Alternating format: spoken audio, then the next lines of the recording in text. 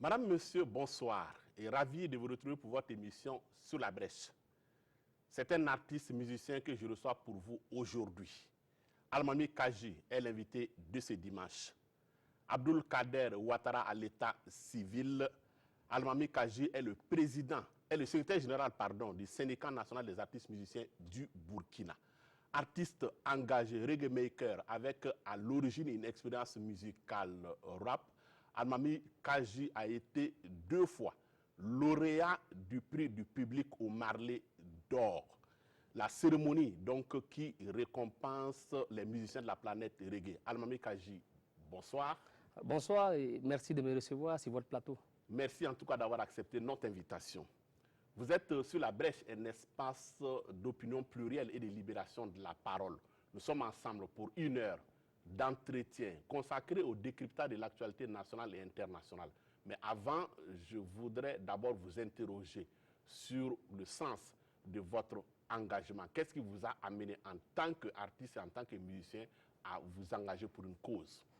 D'abord, merci de me donner la parole, merci de m'offrir ce plateau afin que je puisse donner mon opinion sur un certain nombre de choses. Pour mon engagement, il faut dire que d'abord, je commence par la chose rap, la rap musique, au début des années 98, avec le groupe La Razia, des 1200 logements, qui par la suite devient Black Marabout. Mais sauf que je décide de faire cavalier seul. Je ne m'embarque pas dans cette aventure de Black Marabout. C'est ainsi que les choses démarrent pour moi. Il faut dire que tout d'abord, Almami Kaji est un artiste épris de liberté, épris de justice. Ce qui va m'amener dans ce genre musical-là, notamment la rap musique, pour après m'étalonner dans la reggae musique, qui d'ailleurs est une musique qui trouve tout son genre dans l'engagement. Alors, vous faites une musique de dénonciation, impunité, corruption, malgouvernance, démagogie des élites politiques notamment. Comme musicien, vous avez plutôt une posture de militant. Est-ce que vous vous interrogez sur la portée de votre discours et sur son impact? Est-ce que vous avez le sentiment que le chien aboie et que la caravane passe, comme l'a si bien chanté Alpha Blondy? Bon, merci. Il faut dire que quelque part, je me sens quand même écouté. Après, avec ces 2 trophées, notamment les trophées de prix du public au Marley d'Or 2016 et 2018, je me rends compte que les gens, quelque part, suivent ce que je fais. Je dis clairement, c'est ma modeste contribution également à l'animation de la vie politique de notre pays. C'est clair que la reggae musique, c'est comme je l'ai dit tantôt, c'est dans ce sens-là. La reggae musique, elle est faite pour être aux côtés des peuples. Elle est faite pour les populations qui sont meurtries, pour les plus faibles. C'est en ce sens-là que le reggae trouve tout son sens. Et c'est clair que mes écrits également vont dans ce sens-là. Est-ce que vous ne concevez pas votre musique sans un militantisme? On pourrait très bien faire de la musique sans nécessairement avoir un engagement militant. C'est vrai, il faut dire que de façon basique, tout acteur de reggae, tout reggae maker est un militant. Parce que quand on s'engage à faire la reggae musique, on s'engage à défendre des causes justes, on s'engage à défendre des causes nobles, on s'engage à défendre des valeurs. C'est ça également, vous savez, de King Robert Nesta Marley, de Peter Tosh, Black Warrior, tous les anciens, c'est dans cette lancée-là qu'ils étaient. Et en réalité, c'est un engagement à libérer les opprimés, à libérer les plus faibles, plus de justice, plus d'équité. C'est ça la reggae musique. Et un reggaeman se doit de regarder dans ce sens-là. C'est vrai que l'engagement syndical, notamment le syndicat national des artistes musiciens, qui vient s'associer, c'est en ce sens-là que nous nous sommes rendus compte que les artistes musiciens au Burkina Faso ne sont pas traités comme il se doit. L'artiste musicien vit une clochardisation sans précédent. C'est vrai qu'il y a tellement de mots, il y a tellement de problèmes à ce niveau-là, d'où d'ailleurs une plateforme revendicative qui a été bien dressée de la part des syndicats et tout, qui ont pas un certain nombre de choses. Mais donc cet engagement, on s'interroge sur l'utilité ou sur la pertinence et l'existence d'un syndicat, notamment de musiciens. voilà, si vous êtes bon, si vous êtes artiste, le public va vous départager, vous allez faire des affaires, vous allez faire de l'argent. Si aujourd'hui les artistes doivent se retourner vers l'État pour un certain nombre de revendications, ça interroge un peu. D'accord. Il faut dire que les artistes ne se dissocient pas des autres classes de la société. Vous verrez que dans notre pays, comme ailleurs, hein, il y a des organisations dans tous les corps. Les fonctionnaires, les commerçants, et les ouvriers, ainsi de suite, s'organisent pour défendre leurs intérêts, pour défendre leurs droits. Il faut dire que la fonction artiste-là et des musiciens n'est pas aussi libérale que ça. Il faut dire que nous relevons d'un ministère, du ministère de la Culture, nous relevons également voilà, d'un bureau de droit d'auteur qui est le BBDA, voilà, le Bureau national du droit d'auteur, voilà, qui élabore un certain nombre de choses. C'est clair, pour dire qu'on appartient à la chose étatique, il faut dire que le BBDA emploie environ 77 employés, et sur les 77 employés, il n'y a que 7 qui sont payés par l'État. Les 70 autres sont payés par le dû des artistes, c'est-à-dire ce que génèrent les droits d'auteur. Donc c'est pour vous dire qu'on appartient également à la chose étatique. Le législateur, par exemple, a dénommé un certain nombre de musiques. Quand vous prenez le rap et le reggae music, qui sont dans des catégories de coefficient 1, dénommées musique légère, sans importance, musique faite à base d'ordinateur. Voilà, et vous avez la musique quantique qui fait un coefficient 3, tandis que la reggae music fait un coefficient 1. C'est le législateur qui a dénommé ces choses-là ainsi. Quel est l'impact de ces coefficients, justement? Les coefficients là, la rétribution. Il faut dire que moi, en tant que reggae maker, si le coefficient qui fait 1 et que l'autre qui fait la musique traditionnelle a un coefficient 5, si je dois avoir 5 000 francs, il aura 25 000 francs. Et la raison ici évoquée, on dit non parce que c'est une musique qui est faite à base d'ordinateur. Qu'on nous dise clairement laquelle des musiques n'est pas faite à base d'ordinateur. Donc vous voyez, ces points-là déjà sont des points de revendication dans la plateforme des artistes musiciens du Burkina Faso. Et nous demandons au législateur de revoir cela. Parce que quand on nous dit clairement, c'est parce que la reggae musique et la rap musique sont des musiques qui dénoncent. C'est ça le véritable problème. Et c'est clair que nous demandons à ce que le législateur revoie ces dénominations-là et revoie les coefficients de ces musiques-là. Il y a pas mal de problèmes dans le domaine qui, en réalité, dans d'autres pays, c'est l'État qui a pris en charge la question musicale. Aujourd'hui, si on va jusqu'à envier des pays comme le Nigeria et la Côte d'Ivoire et tout, il faut dire que l'État a mis des siens. Voilà, elle n'est pas aussi libérale que ça. De toute façon, tout le monde chante chaque jour culture, culture, culture. Mais après, cette culture-là voilà, qui est au bas de l'échelle, rien n'est fait pour qu'elle puisse voilà, monter d'un cran. Culture pour culture, est-ce que le reggae, c'est notre culture?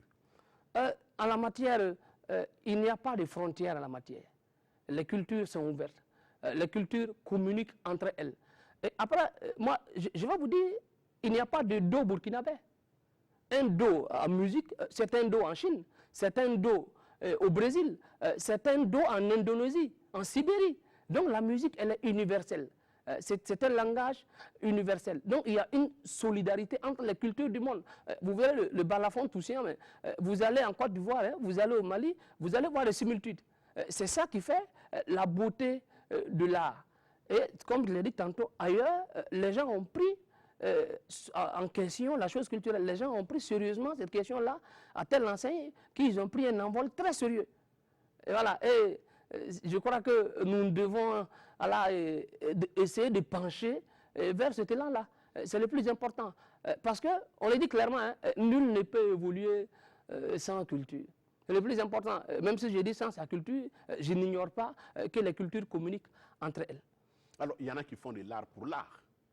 Vous estimez que l'art doit être au service d'une cause. Ça fait deux visions totalement différentes de la pratique artistique. Il n'y a jamais d'art pour art. L'art pour l'art, ça n'existe pas. Vous savez, quel que soit le type d'art que fait un individu, mais il est siégé, voilà, dans un sens, hein, il est siégé dans un contour donné. Mais il y en a qui s'engagent à égayer les cœurs des gens, les couper des caleurs. C'est un engagement. Il y en a qui s'engagent à chanter de l'amour. Il y en a qui s'engagent à défendre les causes perdues, à lutter contre des fléaux comme la corruption, la malgouvernance et tout, l'excision et tout, à chanter contre la stigmatisation des malades atteints de sida, de VIH-sida. Donc pour dire, il n'y a pas d'artiste inconscient en réalité. Ça n'existe pas. Quoi qu'on dise là... Est-ce que vous nous dites que tous les artistes sont donc engagés? Ils sont engagés. Tous les artistes s'engagent. Maintenant, les engagements diffèrent de par leur poids, de par leur ténacité. C'est ça. Parce qu'il y a une teneur quand même dans l'engagement. Voilà, c'est surtout ça. Sinon, de façon basique, il faut retenir que tout le monde est engagé. Tout le monde s'engage à défendre une cause. Le coupé de Calais s'engage à égayer les gens. Le reggae maker s'engage à dire la vérité, à dénoncer un certain nombre de choses. Mais quelqu'un qui décide de faire de la reggae musique et se met à prendre un autre élan, se met à faire les éloges, m'excusez, hein, les éloges des individus. Voilà, des individus qui ont volé, qui ont pillé, se mettent à louer ceux-là qui ont volé des terres au Burkina Faso, en Gambie, en Côte d'Ivoire, ceux-là qui ont liquidé nos institutions, ceux-là qui ont, voilà, en somme, qui ont liquidé des pays. Mais, je ne sais pas si c'est la reggae musique, ces gens-là, ils font. Ce n'est plus de la reggae musique. Donc, on quitte le contexte de la reggae musique. La reggae musique s'engage à défendre des valeurs, s'engage voilà, à défendre des causes justes. Il y a des vertus dans la reggae musique. Voilà, quand on choisit un art, parce qu'il faut dire clairement qu'il y a trois types d'art. Hein. Il y a l'art ludique, il y a l'art didactique. Voilà, quand tu fais l'art didactique, tu ne peux pas te retrouver à faire les éloges des gens. Tu ne peux pas te retrouver dans une posture extravagante voilà, de dépravation. Ce n'est pas juste. L'art thérapeutique, on parle de la musique qui soigne. Hein. D'aucuns disent que la musique de Salif Keïta est thérapeutique. Alors, radical, extrémiste de gauche, souverainiste africain, ce sont quelques-uns, en tout cas, des qualificatifs que j'ai rencontrés vous concernant lorsque je préparais cette émission. Est-ce que vous reconnaissez dans ce regard-là qui est porté par une certaine partie de l'opinion sur vous? Est-ce que vous considérez comme un radical de gauche, comme un souverainiste africain ou comme un extrémiste? Je suis tout simplement un artiste musicien qui a un idéal, qui a une société de rêve. Voilà, je rêve d'une société de liberté, une société de vérité, une société de justice, en somme un monde meilleur. Et après, pour rêver d'un monde meilleur, on n'a pas besoin d'être au centre, au sud ou au nord. Et je dis clairement, pour ce qui concerne la radicalité, tant qu'il y aura des mensonges radicaux, il y aura des vérités radicales. Ça c'est clair. Et il n'y a pas à se leurrer. Je dis clairement, ce que vous avez entendu, c'est bel et bien ça. Il n'y a pas de demi-vérité. Soit on dit la vérité, soit on ne la dit pas. Moi, je ne rentre pas dans ce jeu, dans cette posture-là, où l'on dit que toutes les vérités ne sont pas bonnes à dire. Toutes les vérités sont bonnes à dire. Il faut dire clairement, quand la guerre civile, quand les armes commencent à pleuvoir, mais attendez, elles ne tombent pas. On ne dira pas que tu es de la gauche, tu ne seras pas arrosé. Que tu es de la droite, tu ne seras pas arrosé. Non, je pense que nous avons tous intérêt à nous assumer pour une société meilleure. Une société de vérité, de justice. Voilà, c'est en cela d'ailleurs que mon art est logé. C'est en cela je loge mon art. Alors, en 2013, après la sortie de votre premier album qui date de 2011, vous sortez un maxi de 2 titres, intitulé notamment Dabo Boukaré et ensuite Article 37. La modification possible de l'article 37 de la Constitution à l'origine d'une violente controverse et d'une fracture sociale soulevée par l'insurrection populaire des 30 et 31 octobre 2014 est d'abord un débat politique. En tant qu'artiste, qu'est-ce qui vous pousse à vous mêler de ce débat-là? Merci. J'ai sorti le maxi article 37 le 21 décembre 2013. Là, il comportait les chansons article 37 de Dabo Boukaré pour dire qu'à l'époque, nous n'accepterions pas un tripatouage de la Constitution tel qu'il soit. Il y a eu plusieurs tripatouages hein, avant 2013 et tout. Mais, j'ai dit clairement, les questions politiques, les décisions politiques, qu'elles soient bonnes ou mauvaises, elles pèsent sur qui? Nous, citoyens. Donc, je dis que chaque citoyen, d'ailleurs même, a le devoir d'apporter sa modeste contribution à la vie politique de notre pays, à l'édification d'une démocratie tant recherchée. Mais les questions de modification, les questions de gouvernance, la modification de l'article 37, elles concernent la vendeuse des beignets, elles concernent l'artiste que je suis, le journaliste que vous êtes. l'ouvrier. Tout le monde est concerné. Et après, quand ça caille, il n'y a pas à dire, attends, les artistes là, ils ne sont pas concernés. Non, ce sont les questions de gouvernance. Mais l'insurrection des 30 et 31 octobre 2014, mais ça n'a pas été fait. On n'a pas attribué ça à un individu. On n'a pas dit que ce sont les journalistes, ce sont les artistes qui l'ont fait. C'est le peuple burkinabé dans son ensemble qui s'est insurgé contre une dictature de 27 ans, contre un règne de 27 ans sans partage. C'est ça. Donc, en tant que citoyen également, en tant qu'artiste notamment, moi, je n'ai que ma voix. C'était également ma modeste contribution avec les chansons Article 37 et Dabo Boukari pour dire qu'à l'époque là, pour moi, la question n'était pas que l'article 37. La préoccupation n'était pas que l'article 37. Voilà pourquoi dans le maxi, il y avait le titre Dabo Boukari. Pour dire que sous les règnes de Compaoré, il y a également des crimes de sang. Et qu'après l'article 37 là, voilà, le Burkinabé, qu'est-ce qu'il allait devenir? Donc pour moi, c'était la question de justice. Les questions d'impunité. Il y a eu des crimes de sang, il y a eu des crimes économiques. Donc ces questions-là doivent être résolues. Mais c'est là on a fait l'insurrection, Blaise Compaoré est parti, mais les questions de justice demeurent toujours. Voilà. On aura l'occasion de revenir sur les questions de justice. Dabo Boukari, vous chantez donc Dabo Boukari, étudiant de médecine, 7e année, décédé dans des conditions troubles en mai 1990. Donc, Almami Kadji est aussi quelque part l'artiste qui est aux côtés des étudiants. Oui, il faut le dire clairement, c'est bien cela. Et depuis un certain nombre de temps, mes chansons sont adulées également par les étudiants qui composent une autre couche de notre société. Cela fait plaisir de savoir qu'en dehors des autres publics, on a également le monde estudiantin derrière lui, derrière soi, de par les chansons que nous faisons. Également, il y avait la chanson étudiant et tout, qui parlait des conditions de vie des étudiants, Dabo Boukari, qui était un exemple de crimes de sang parmi tant d'autres dans notre pays. Voilà. Et il faut dire clairement que c'est la première chanson intégrale pour Dabo Boukari. Quand on a une petite sensibilité, quand on a une petite humanité, et que l'on se rend compte que Dabo Boukari assassiné à quelques mois, à quelques jours de sa soutenance, ça fait mal au cœur. On ne peut que dénoncer, qu'écrire une telle chanson. Dabo Boukari, porté disparu, pour avoir revendiqué de meilleures conditions de vie pour son peuple. C'est clair qu'en tant qu'artiste, je ne pouvais pas rester sous silence. Il fallait dire mot. Aujourd'hui, ça fait plus de combien d'années la chose traîne. Il n'y a pas de justice pour Dabo Boukari. Il n'y a pas de justice pour Dabo Boukari. Chaque jour, on entend dire que la justice poursuit son cours. Voilà. Alors, membre du groupe rap Razia, comme vous l'avez dit tantôt, vous n'avez pas connu l'expérience Black Marabout. Donc, vous entamez une carrière solo rap d'abord, ensuite, avant de vous retrouver dans le reggae. Justement, dites-nous le mouvement Rastafari. Il représente quoi pour vous? Un style de vie, une rébellion contre l'ordre établi? Le Rastafarisme, c'est tout simplement des valeurs. Avec pour style des dreadlocks, avec comme look des dreadlocks. Voilà. Mais ce sont des valeurs. Vous entendrez souvent dire, là où il y a reggae, c'est qu'il y a Rasta. Voilà. Mais là où il y a Rasta, il n'y a pas forcément reggae. Mais là où il y a reggae, il y a Rasta.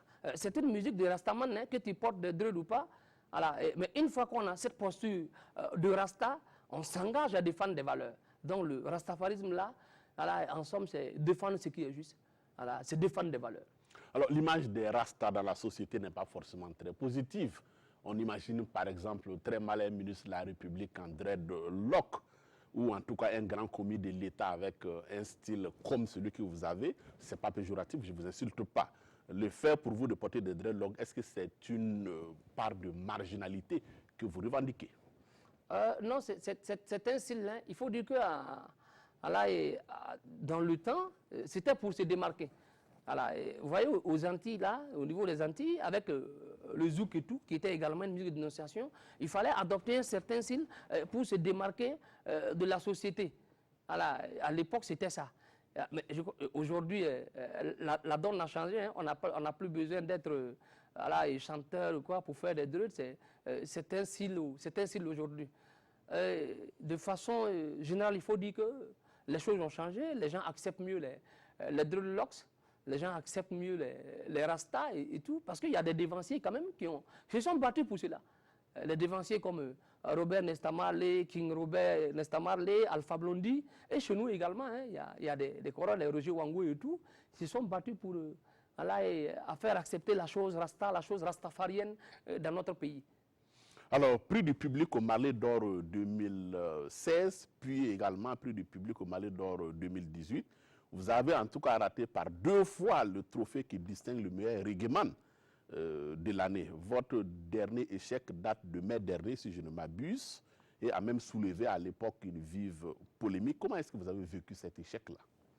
Bon, de toute façon, en tant qu'artiste musicien, moi, je mène ma carrière. Si après, il y a des trophées, s'il y a des Oscars, c'est un plus.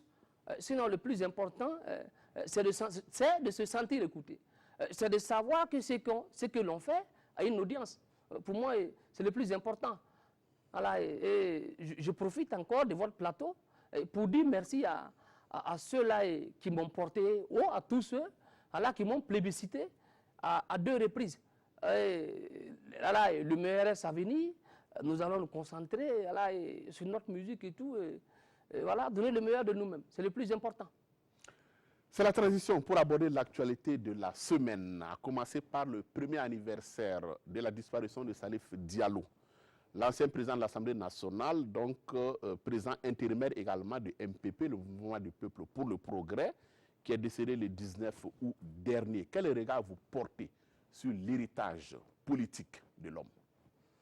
Merci. Il faut dire que l'an passé, d'ailleurs, c'est avec beaucoup de surprises, hein, et comme la plupart des Burkinabés, que j'ai appris le décès de Dr Salifou Diallo. Il faut dire que je compatis également à la douleur. C'est pas facile pour ses proches, sa famille, ses parents et tout. J'ai compati. Mais je ne rentre pas dans une certaine opinion.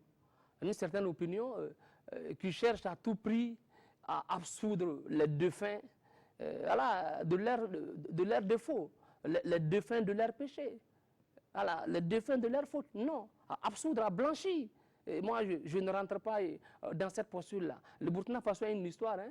Alors, quand on sait que l'homme également a fait plusieurs régimes dans notre pays et tout, et qu'il a été à l'origine des mesures antisociales dans notre pays, des réformes antisociales dans notre pays, entre autres qui ont pesé sur l'agriculture et tout, sur le pays de façon générale.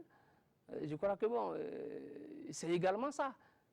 Il y a des parts de vérité, il y a des choses également à dire. Je ne me range pas dans cette opinion-là, comme je l'ai dit.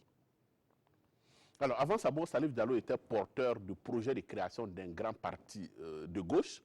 Depuis sa disparition, en tout cas, les lignes ne semblent pas avoir véritablement bougé dans ce sens-là. Comment est-ce que vous analysez?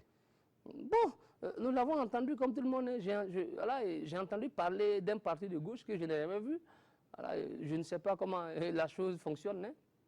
À ce niveau, je ne sais pas. À moins que ceux qui ne soient dans la chose du tout, sinon... Le parti n'a pas été mis en place. Il avait un projet, donc une forme de regroupement, en tout cas de l'ensemble, ou en tout cas d'une majorité de forces de gauche. Non, chose que nous n'avons pas encore vue. Peut-être qu'ils sont en route. Et nous attendons de voir. C'est un personnage controversé, selon vous? Bien cela, c'est bien clair qu'après avoir fait le CNR, le Front populaire, le DPMT, le CDP, après le MPP, il y a eu des marques. Et il était un acteur clé des crimes de sang et des crimes économiques dans notre pays. Mais le nom de Feu Salifou Diallo est cité dans des crimes de sang dans notre pays, notamment les dossiers d'Abou Boukari et les dossiers Thomas Sankara. Mais si héritage, il a laissé derrière lui, c'est bien cela. C'est bien cela. Et jusqu'aujourd'hui, nous sommes à la quête de la vérité et de la justice. C'est un certain nombre de choses. Mais la justice, en tout cas, n'a pas établi de façon formelle son implication dans ces dossiers. Non, je dis bien, le nom de Salifou Diallo a été cité. Je dis bien cité dans des dossiers. des dossiers de crimes de sang, notamment les dossiers d'Abou Boukari et Thomas Sankara. Alors, dans la caricature, le MPP sans Salif Diallo est comme un trépied qui ne repose plus que sur deux pieds, ce qui a comme conséquence de rendre son équilibre fragile. C'est également ainsi que vous percevez la chose, ou au contraire, c'est une représentation que vous contestez? Bon, merci. Pour ce qui concerne la santé du MPP, je crois que c'est aux militants du MPP de savoir s'ils se portent bien ou pas. Vous n'avez pas d'autres formes de commentaires à faire là-dessus? À ce niveau, non. D'autant plus que je ne suis pas militant du MPP. Alors, dans l'actualité politique au Burkina, on n'en finit pas avec le débat. Là, on change complètement de sujet sur le vote de la loi portant code électoral. Quelle est votre opinion sur cette question? Pour moi, c'est un faux débat. C'est un faux débat parce que les populations ne sont pas concernées par ce débat-là. Burkinabé de l'intérieur, Burkinabé de l'extérieur. Mais les questions pressantes pour notre peuple-là, ce sont les questions de justice, les questions de vérité, les questions de santé, les questions d'éducation, les questions de logement. Et il n'y a que notre constitution garantit un logement décent pour chaque Burkinabé. Tandis que chaque jour, des terres sont spoliées. Il y a une enquête parlementaire qui a dénombré plus de 105 000 parcelles volées dans notre pays. Et jusqu'à aujourd'hui, des noms sont cités. Rien n'a été fait. Mais chaque jour, les chenilles légionnaires ravagent les cultures. Rien n'est fait. Donc moi je pense que la chose électorale là, c'est pour ceux-là, ces électoralistes bourgeois, qui en réalité veulent le pouvoir d'État pour dicter leurs lois, pour piller. Après, mais des années 60 à nos jours, qu'est-ce que les élections ont rapporté? Les élections ont apporté quoi concrètement? Voilà un cas précis pendant la transition, quand le problème a été posé. Mais le peuple a dit, voilà les questions de justice, les questions voilà, de santé, les questions d'éducation. Il va falloir juger un certain nombre de choses pour qu'on ait de vraies résolutions.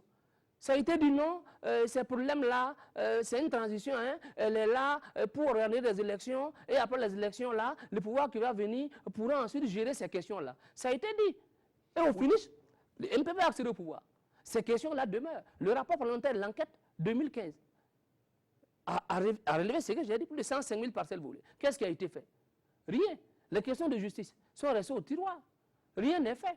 Donc en somme, qu'on me dise, qu'est-ce que les élections ont apporté dans le pays? Mais, et puis encore, je n'ai rien contre les élections. Hein, oui, ce que je voudrais justement dire, c'est que les élections sont quand même un enjeu de notre démocratie. C'est la dévolution du pouvoir par les urnes est consacrée par notre Constitution. Ou bien est-ce que vous êtes en train de théoriser en faveur d'une dévolution du pouvoir par les armes? Non, dans ces conditions-là, je ne suis pas d'accord avec ces élections organisées dans ces conditions-là. Tout le monde sait comment est-ce que les élections ont tout le temps été organisées. Et attends, la chose électorale, elle appartient à qui? Au lobbying qui est au pouvoir. Voilà pourquoi certains ont dit, en 2015, qu'ils allaient passer, même si c'est un quart de tour, parce qu'ils savent qu'ils détiennent la chose électorale. Et ceux depuis Blaise Compaoré, c'était ce genre de tripatouement-là, voilà, qui était à la une. Mais alors on fait les élections ou on ne les fait pas? Oui, mon problème c'est quoi? Qu'est-ce que les élections apportent en réalité? Si on me dit les questions d'éducation, l'école sera gratuite, les questions de santé seront résolues, les questions de logement seront résolues. Nous, en tant que peuple là, surtout le peuple burkinabé qui s'est insurgé le 30 et 31 octobre, c'est ce qu'il attend. Il attend des lendemains meilleurs. Il attend que les questions de justice soient résolues.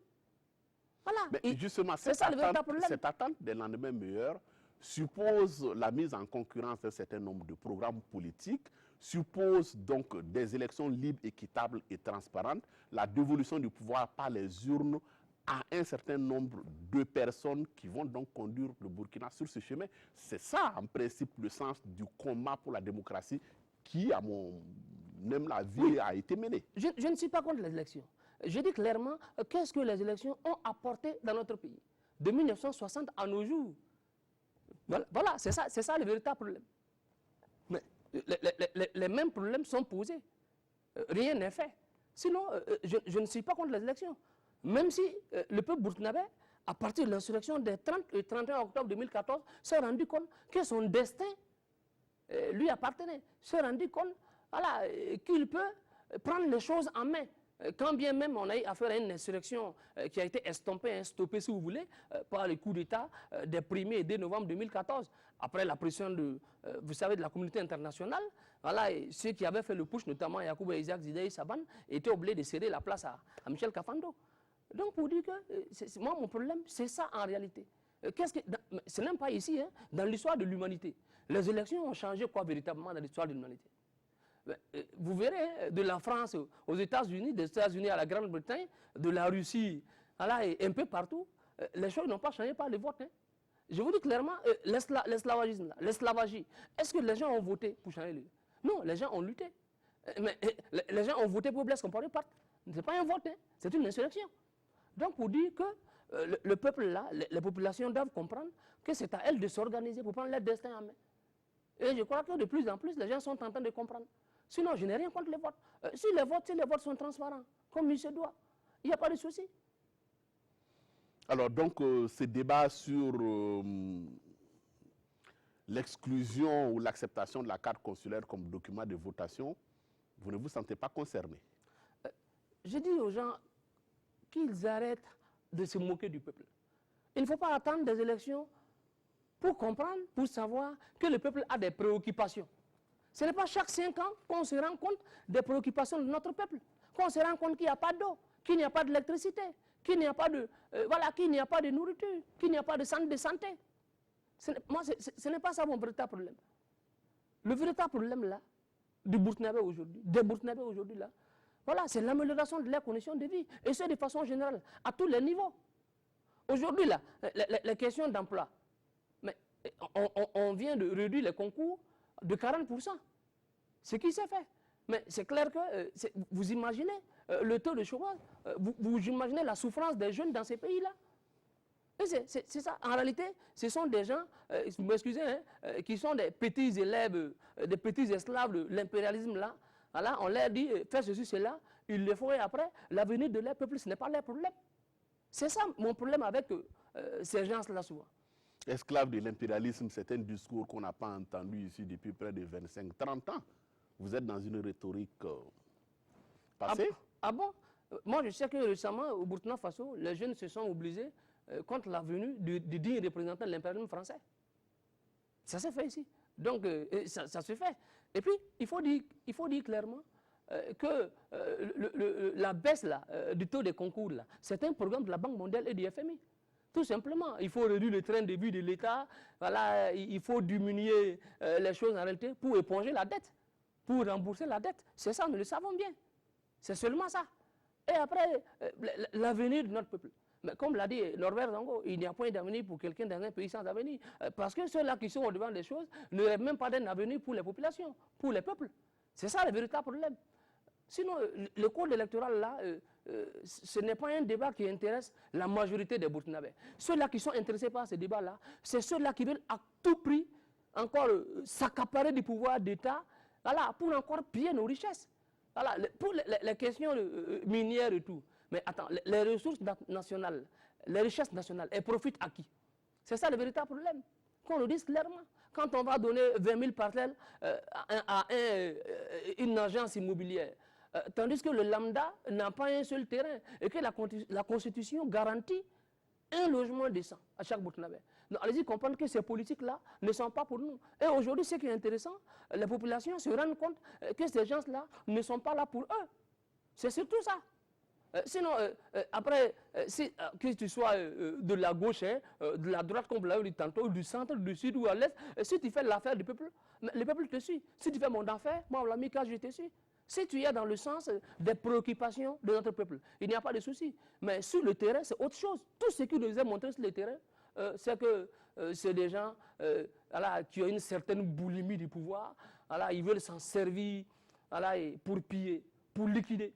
Comme ils l'ont fait depuis l'avènement des passes aujourd'hui, qui a son arrière-petit-fils, qu'on a les PNDS, qui imposent tout ce que j'ai expliqué comme forme de liquidation dans notre pays. Vous n'avez quand même pas comparé le programme national de développement, le plan national de développement économique et social au PASS? C'est la continuité des passes, des PPTE, des CSLP, du SCAD. Aujourd'hui, nous sommes au PNDS.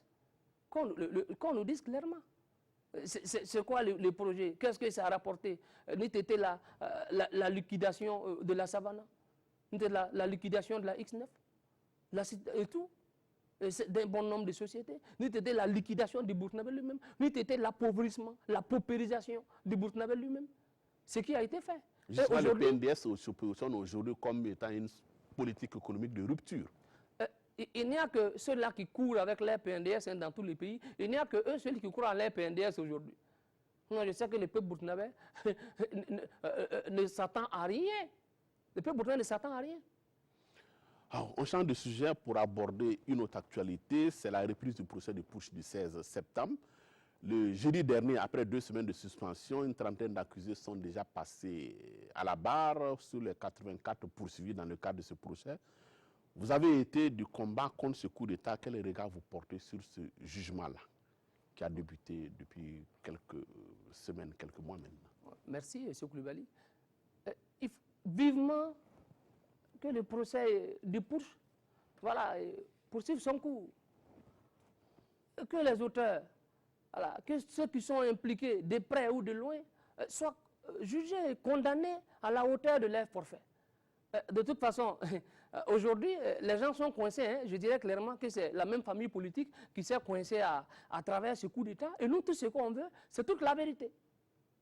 Voilà, jusqu'à la petite fourmi qu'elle soit, si elle est impliquée, qu'elle soit jugée. Nous, c'est ce que nous demandons. Vous savez, des questions de réconciliation bidon, nous ne sommes pas en guerre. Voilà que nous sommes assis, nous causons. Tranquillement, M. Koulibaly et moi. Voilà, il n'y a pas de souci entre nous. Donc, ceux qui sont en guerre là, ce sont les politiques entre eux. Donc, tout ce que nous voulons, c'est la vérité et la justice. Que les gens soient condamnés à la hauteur de leur forfait. Et nous ne voulons pas une réconciliation sur le dos du peuple. Ça, on ne le veut pas. Il y a des gens dans notre pays qui ont volé 2 chaises plastiques, 2 bouteilles de gaz, qui sont en prison depuis 2 ans sans jugement. Mais le coup d'État du général Felon, hein, de type fasciste, de Gilbert Diendéré, il faut le dire, c'était au vu aussi de tous les Burkinabés. Donc que justice soit rendue au peuple burkinabé. De toute façon, c'est dans la continuité du coup d'État des 1er et 2 novembre 2014. De coup d'État en coup d'État, on a volé en coup d'État jusqu'au 16 septembre 2015. Donc il faut justice. Il faut justice pour tous ceux qui sont tombés sous les balles assassines de Gilbert Diendéré et de sa bande. Alors la justice burkinabé, vous le savez, comme vous le dites, a fait l'objet en tout cas de nombreuses critiques depuis plusieurs années. Est-ce que vous direz que la tenue de ce procès permet à la justice burkinabé de se réconcilier avec elle-même et de se réconcilier avec les Burkinabés? C'est un test. C'est un test pour la justice burkinabé. Sortir la tête haute de ce procès-là, c'est le vrai test comme ça. Jusque-là, nous poursuivons. Le peuple, il suit. Le peuple, il poursuit les choses. Il faut dire clairement que ceux qui ont fait ces pushs-là, mais ils ont eu la chance d'aller se réfugier dans une nonciature. Les enfants de Garango le 9 mai 1995 n'ont pas eu cette chance-là. Et ils n'ont pas été jugés. Hein. Ils ont été tués à bout portant. Sidiani et Zigani en 1995. Les massacres de Kaya Navio. Les massacres de Koudougou. Michel Congo, Norbert Zongo, Dabo Boukari, Thomas Sankara, Guillaume Sossouma. J'en passe parce qu'on risque de ne pas nous lever ici. Mais il faut que justice soit rendue. Ce n'est pas de la haine. Hein. Vous savez, vous irez voir dans tous les documents religieux, Dieu lui-même, ou les dieux, ils disent, attendez, tout homme doit être arrosé de vérité et de justice. Et c'est cette justice-là que nous attendons. Voilà pourquoi j'ai dit que vivement que le procès poursuive son cours. S'il y en a qui sont impliqués de près ou de loin, qu'ils soient tous entendus, jugés, entendus et condamnés à la hauteur de leur forfait. C'est le plus important. Nous avons tellement saigné dans ces pays-là. Crime de sang, c'est crime de sang. Crime de sang, c'est crime de sang. Nous voulons que la justice, rien que la justice, pour un Burkina meilleur. Alors, l'actualité judiciaire, c'est aussi la suspension du communiqué d'ouverture de la magistrature par le Conseil d'État. L'information, en tout cas, émane de nos confrères du site lefaso.net qui annonce notamment que le 14 août dernier, la juridiction supérieure donc, de l'ordre administratif a ordonné le sursis à exécution de la composition de ce concours en attendant de se prononcer définitivement en octobre prochain. Cette décision fait suite à une requête déposée par un certain nombre de plaignants qui estiment notamment que la licence obtenue dans le système LMD n'équivaut pas à la maîtrise obtenue dans le système classique. Comment est-ce que vous appréciez cette affaire? Tout d'abord, moi j'ai longtemps dit que ce problème du LMD-là allait ressurgir. Allait surgir et ressurgir. LMD, que j'appelle l'imitation maximum de diplôme, ou l'arme misère et désolation. Mais ça a été dit à la base que nous n'étions pas prêts pour affronter le LMD. Nous n'étions pas prêts pour aller au LMD. Les gens se sont entêtés parce que, comme d'habitude, hein, des deals avec les bailleurs de fonds par-ci, par-là, l'impérialisme impose voilà, certaines choses et on suit aveuglement. Mais tout le monde sait que pour aller au LMD, il y a des bases claires. Il faut un professeur pour 25 étudiants. Il faut de la logistique. Il faut ce qu'on appelle, je vais parler un peu terre à terre, il faut des ordinateurs, il faut des salles de classe. Mais toutes ces conditions-là ne sont pas réunies. Ils sont allés au LMD parce que c'est un système anglo-saxon qui est en temps arrivé en Europe, en France et tout, qui va arriver chez nous par le biais de la Convention de Bologne. Les gens ont suivi avec moi parce que c'est le même projet encore de la Banque mondiale, du FMI. Il faut dire aux gens que le LMD, c'est lié l'enseignement au marché mondial. On fait de l'école un business. Voilà. Et après, un master, ça a coût des millions, hein, ça a des centaines de mille et tout, contrairement au système classique. Mais c'était ça. Aujourd'hui, le problème surgit avec cette histoire de concours-là. Vous voyez ce que ça pose. Donc, le problème fondamental, là, c'est le LMD. En un certain temps, on a dit qu'il fallait faire un break et revenir à zéro, revenir à la base. Les gens n'ont pas voulu parce qu'ils ont signé des deals, ils ont eu des traités avec les bailleurs de fonds de l'autre côté. Donc, c'est ça le véritable problème aujourd'hui. Mais qu'est-ce qu'on fait clairement? Voilà, qu'est-ce qu'on fait? Aujourd'hui, là, on en est où? Qu'est-ce qu'on fait? C'est ça le fond du problème. Alors, vous êtes dans cette rhétorique Banque mondiale, Fonds monétaire international, impérialisme, comme s'il y avait une sorte de théorie du complot qui a été ourdie contre nos États. C'est un peu ça votre vision. Est-ce que vous n'êtes pas un peu décalé par rapport à la réalité? Décalé en quoi? Monsieur Koulibaly, les problèmes d'ajustement structurel découlent de qui? Ce n'est pas de moi. Ce n'est pas une invention. Tout le monde le sait. C'est de la Banque mondiale. Le PNDS découle de qui? C'est la même continuité.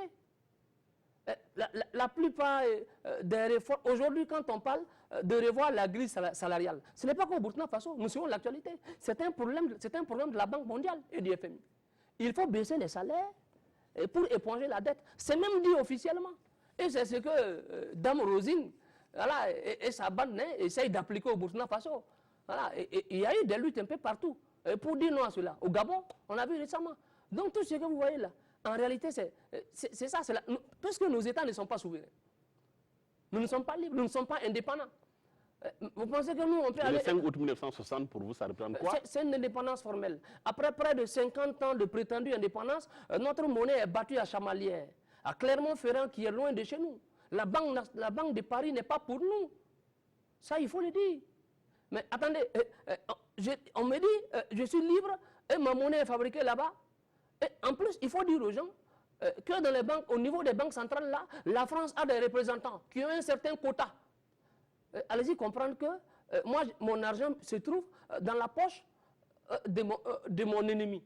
Dans la poche de mon ami, ce n'est pas facile, hein, à fortiori, dans celle de mon ennemi. Donc, c'est clair, ce sont des bases qui sont tellement claires. L'impérialisme impose des choses dans notre pays. Mais la présence des bases militaires dans notre pays, vous savez que ce sont des violations. Tous les accords internationaux sont violés. La présence des bases militaires américaines et françaises. Ah non, on a une base en France. Après, on vient imposer des bases pour dire que bon, ce sont des soutiens officiels contre le terrorisme. Et dans le fond, tout le monde sait qu'en réalité, ils sont là pour des intérêts géostratégiques, géopolitiques. C'est seulement ça aujourd'hui. Sinon, toutes les réformes... D'accord, intérêt géostratégique ou intérêt politique, il y a une réalité. S'il n'y avait pas eu l'intervention française au Mali, certainement que l'État aurait simplement voulu un éclat. Je ne sais pas si M. Koulibaly sait que le peuple malien est sorti pour chasser l'armée française. Est sorti pour demander, pour réclamer le départ des forces françaises au Mali. Mais on a également vu le peuple malien sortir pour acclamer l'armée française. Au début, le peuple malien était d'avis. Et je me rappelle, j'ai bien suivi en son temps que le président du mouvement burkinabé des droits de l'homme, Chrysogonos Zougmouré, avait dit non, il s'opposait, ainsi que le mouvement burkinabé, s'opposait, des droits de l'homme burkinabé, s'opposait à la présence française au Mali. Les gens n'avaient pas compris là-bas. Et qu'après, les gens ont dit, mais enfin, faisons le point de l'opération Barkhane au Mali. Qu'est-ce qui s'est passé? Au finish, les gens se rendent compte, les choses ne bougent pas d'un iota, mais arrivé à un certain point de Kidal, vous savez que l'armée française a demandé à l'armée malienne de faire retrait. Mais en tous les cas, est-ce que c'est de la responsabilité de la France de lutter contre les djihadistes dans notre pays? Justement ça, c'est ça le véritable problème. Mais en réalité, on ne les a pas appelés. Personne ne les a appelés. Voilà, ce sont eux qui disent, voilà, c'est de la coopération, voilà, nous imposons, voilà, nous amenons ces bases-là parce que nous voulons vous soutenir à lutter contre le terrorisme. Mais il faut dire aux gens que chaque jour les terroristes frappent en France. En France, ils ont frappé, aux États-Unis, on frappe. Mais attendez, donc il n'y a pas à défendre le peuple français, hein. C'est nous qu'il faut défendre. Il faut que les gens comprennent qu'ils sont bel et bien là, pour piller nos richesses. C'est surtout ça. Sinon, je dis clairement, si le terrorisme là, il profite à qui? Il faut le dire. D'abord, moi je m'attaque aux questions de fond. La question de fond est qu'en réalité, la misère grandissante là, mais elle rend vulnérable les populations, notamment les jeunes qui restent sans emploi. Et en un certain temps, ils peuvent être remis à tout moment à des bandes terroristes, à des groupes terroristes. C'est ça le véritable problème. Et ça, cela est dû à l'abandon de l'État. L'État qui a réellement abandonné cette jeunesse-là. Donc, en un certain temps, ça va profiter aux Occidentaux, aux Américains, Français et tout. Ce sont les mêmes. Mais regardez bien, dans les pays où le terrorisme sévit, l'Afghanistan, si vous voulez, l'Irak, l'Ouzbékistan et tout, ce sont des pays qui ont été agressés par les États-Unis et ses alliés. Et c'est dans ces pays-là qu'on regorge du plus grand nombre de terroristes. Alors donc, justement, parlant le terrorisme-là, c'est une hypocrisie occidentale. L'actualité du terrorisme, en tout cas au Burkina, c'est l'explosion d'une mine artisanale qui a fait 6 morts dans la région de l'Est, sur la route de Bungu plus précisément, à la faveur justement de l'inhumation de ces 5 gendarmes-là. Le chef d'état-major général des armées, le général Oumarou Sadou, a lancé un appel à la collaboration des populations burkinabées avec les forces de défense et de sécurité. Vous êtes un artiste engagé. Est-ce que cet appel, vous l'avez entendu? Est-ce que cette cause également, vous estimez qu'elle mérite d'être entendue et défendue? Tout d'abord, je salue la mémoire de ceux qui sont tombés au niveau de la mine, de ces vaillants FDS qui chaque jour ne ménagent aucun effort pour défendre ce pays-là. Donc, un big salut à ces FDS. Mais il faut dire que pour la question des mines au Burkina Faso, il n'y a jamais eu de responsabilité de la part de l'État. Les populations s'adonnent aux mines artisanales parce que, bon, en réalité, les choses ne sont pas organisées comme il se doit. Comme je l'ai dit tantôt, avec la misère grandissante, les gens sont laissés à eux-mêmes. Et l'État ne fait rien. Mais après, bon, c'est le sauve qui peut. Voilà. Si l'État s'assume, bon, je crois que les choses iront mieux. Voilà. Moi, je l'ai tout le temps dit, hein, il y a la prostituée, il y a le délinquant, il y a le voleur et tout, il y a les grands bandits, parce que l'État aura démissionné. C'est tout. Si les gens s'assument, il n'y a pas de souci. Mais voilà pourquoi j'ai évoqué la question d'indépendance véritable en un certain temps. Si nous sommes indépendants, véritablement indépendants, si nos chefs d'État et tout ne sont pas les valets locaux de ces pays impérialistes-là, de ces grands pays-là, c'est clair que les choses allaient couler au mieux. Il y a quand même une réponse communautaire à la lutte contre le terrorisme, notamment dans le cadre du G5 Sahel. Quelle appréciation vous portez sur cette initiative communautaire pour réduire en tout cas le phénomène terroriste dans notre espace sahélien? Tantôt, je disais que le problème du terrorisme, là, il faut revenir à la base. À la base, ce sont les questions de misère, hein, comme je l'ai dit. Et après, vous vivez une certaine misère, vous vous retrouvez dans les mains des terroristes. Il y a tout un autre processus. De quel processus? Mais il faut dire aux gens que ces G7 Sahel ou quoi, ou d'autres bases militaires instaurées ici, mais ils n'ont pas dit que nous venons sauver les Burkinabés. Ils n'ont pas dit nous venons mettre fin à ce qu'ils appellent djihadisme ou quoi, et terrorisme. Non. En réalité, comme je l'ai dit, ils sont là pour leurs intérêts. Sinon, ils ont la solution au terrorisme. Si vous voyez les armes utilisées par les terroristes là, mais vous verrez qu'il est inscrit officiellement dessus Made in France, Made in United States, Made in Russia, pour dire que ce sont les Américains, les Russes, les Français et les Alliés qui fournissent, qui vendent les armes. Après, c'est une question d'intérêt. Donc, vous voyez qu'il y a tout un processus. Donc, la clé à la solution là, la solution, la lutte au terrorisme, c'est l'État. La question de la sécurité, la question de la sécurité et de sa solution là relève de l'État. Après, même si nous, en tant que population, on peut, là, comme vous dites là, on peut contribuer, il n'y a pas de souci. Alors, c'est la transition pour évoquer la présidentielle malienne. Là, on est à l'international. Le second tour est remporté par Ibeka. Ibrahim Boubacar qui est à 67,17% contre 32,83% pour son challengeur Soumaïla Cissé et un taux de participation de 34,54%. Cependant, on assiste en tout cas à une contestation post-électorale avec notamment des partisans de Soumaïla Cissé qui sont descendus notamment dans les rues de Bamako pour dénoncer ce qu'ils considèrent comme un hold-up électoral. Quel commentaire vous inspire donc cette situation malienne? Merci. Ce qui arrive au Mali aujourd'hui, c'est la résultante de l'électoralisme néocolonialiste. Mais il faut comprendre qu'aucun des deux candidats n'est en réalité pour les aspirations du peuple malien. Mais l'une des choses est que, voilà, le résultat c'est quoi? Ça se termine par des querelles, des crises de ce genre-là, et que c'est le peuple après qui paye les prix des pots cassés, qui paye les prix de leur incapacité notoire à diriger. C'est surtout ça, le problème. Et je crois qu'aujourd'hui, le peuple malien doit comprendre voilà, qu'il n'y a que lui seul qui a la clé. C'est lui seul qui détient la clé aujourd'hui d'une sortie de crise. Donc, la chose électorale, c'est valable pour le Burkina Faso, hein, le Mali, la Côte d'Ivoire et ainsi partout, un peu partout, c'est comme ça. La chose électorale, elle n'a jamais rien changé. Je l'ai dit tantôt, je pense que c'est les peuples organisés, voilà, les masses organisées, voilà, qui elles-mêmes parviendront à changer les choses, à changer la donne.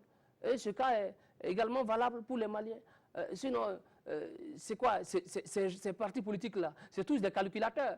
C'est comment calculer, arriver au pouvoir et en un certain temps s'accaparer des biens, des richesses du pays. C'est surtout ça. Mais Ibeka, qu'il fasse le point de l'opération Barkhane, qu'il fasse le point sécuritaire au Mali, qu'il fasse le point de son règne passé. C'est ça le véritable problème. Et aujourd'hui, les Maliens le savent.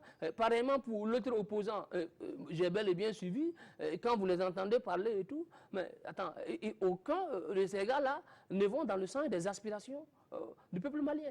Et aujourd'hui, il revient au peuple malien voilà, de prendre son destin en main. Alors, l'actualité, c'est aussi le départ annoncé de Joseph Kabila. Peut-être on en parle une minute. Il a décidé la semaine dernière de céder sa place avec la désignation de Emmanuel Ramazani Shadari comme candidat de la majorité à la présidentielle de décembre prochain. Cependant, lors d'une rencontre de la SADC tenue à Windhoek en Namibie, le fils Kabila a dit au revoir à ses pairs en précisant qu'il ne s'agissait pas d'un adieu. Et voilà que cette déclaration sème le trouble par rapport aux intentions réelles de Kabila. Qu'est-ce que vous en pensez? Le départ de Kabila de la RDC n'est pas forcément la solution. Ce n'est même pas la solution. Le problème de la RDC, c'est une question de système. C'est un système qui prévaut depuis des années. De Mobutu à Kabila, père et tout. Donc il faut, le Congo là, c'est un nid d'or, c'est un nid de diamants, c'est un nid de coltan. Donc aujourd'hui, les gens se battent comme ils peuvent pour avoir leur part au Congo. C'est surtout ça. Voilà pourquoi le Congo est attaqué de partout. Le Congo souffre aujourd'hui d'un problème de souveraineté véritable, comme d'ailleurs tous les autres pays africains. C'est ça le véritable problème au Congo aujourd'hui. Sinon, ce n'est pas le départ de Kabila qui va changer les choses. Hein. C'est tout un système qu'il faut revoir. la question d'indépendance, la question de souveraineté. Sinon, le Congo continuera d'appartenir aux autres et ce sont les autres qui continueront d'en profiter.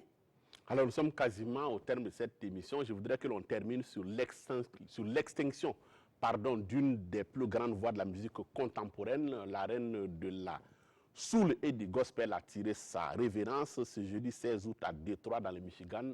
Aretha Franklin donc est décédée. Comment vous réagissez à la disparition donc de celle qui est considérée par certains comme la plus grande chanteuse de tous les temps? Oui.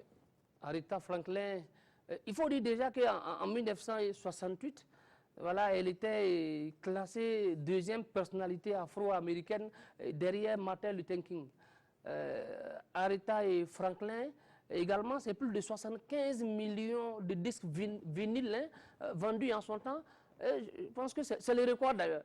C'est le record et personne ne l'a fait. Et elle était pianiste et tout. En matière d'afro-soul et soul, il faut se dire que c'était une championne à la matière et c'est une grande perte pour l'humanité. Quand j'ai appris la nouvelle, voilà, moi j'écoute d'autres musiques, hein, je m'inspire d'autres musiques. Je me suis dit, ben, voilà une qui est partie, voilà, le sang et voilà, les connaisseurs de musique, hein, avec leur soif. C'était également un artiste engagé. Oui, un artiste engagé. Également, qui était engagé pour la cause de l'homme noir dans le monde entier, également pour la cause de la justice, hein, pas seulement pour la cause de l'homme noir. Elle était engagée pour la justice et la vérité. Elle a fait de cela son cheval de bataille. C'est une grande dame. Je salue sa mémoire. Je crois que pour tout artiste musicien, voilà, les talents artistiques qu'elle avait, c'est clair, il n'y a qu'à les imiter, quoi. On s'arrête là pour ce dimanche. Merci beaucoup, Almami Kaji, d'être passé sur ce plateau. Merci encore. Madame, monsieur, c'est la fin de votre émission. Merci de nous avoir suivis. Je vous retrouve dimanche prochain, toujours en direct sur la RTB, avec un autre invité sur la brèche. Bonsoir.